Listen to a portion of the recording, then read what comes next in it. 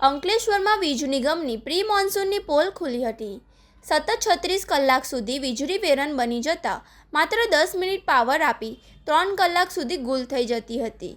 ચૌટા બજારમાં 16 કલાક અને દીવા રોડ પર 36 કલાકથી અંધારપાટ છવાયો હતો. અસહ્ય ગરમી અને ઉકળાટ વચ્ચે રહીશોના ઇન્વર્ટર પણ ઠપ થઈ ગયા હતા.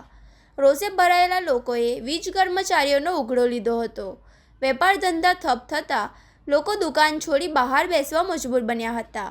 વીજ નિગમનો લૂલો બચાવ કરતા અંડરગ્રાઉન્ડ કેબલમાં ફોલ્ટ છે હોવાનું જણાવ્યું હતું. અંકલેશ્વરમાં પ્રી મોન્સૂન કામગીરીના દાવાઓ વચ્ચે સામાન્ય વરસાદ અને વાવાઝોડાએ વીજ નિગમની પોલ ખોલી નાખી છે. શહેરમાં છેલ્લા 36 કલાકથી વીજળી વેરન બનતા હાહાકાર મચી ગયો છે. તંત્રની લાપરવાહી એવી છે કે માત્ર 10 મિનિટ માટે વીજળી આવે છે અને ત્યારબાદ 2 થી 3 કલાક સુધી પાવર ગુલ થઈ જાય છે.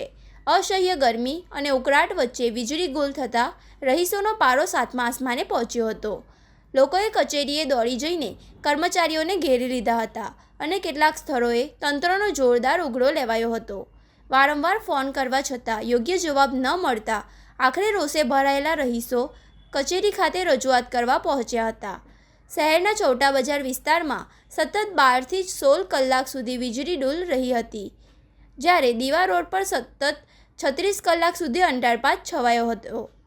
લાંબા સમય સુધી પાવર કટ રહેવાના કારણે લોકોના ઘરના ઇન્વર્ટર પણ બોલી શકતા ન હતા.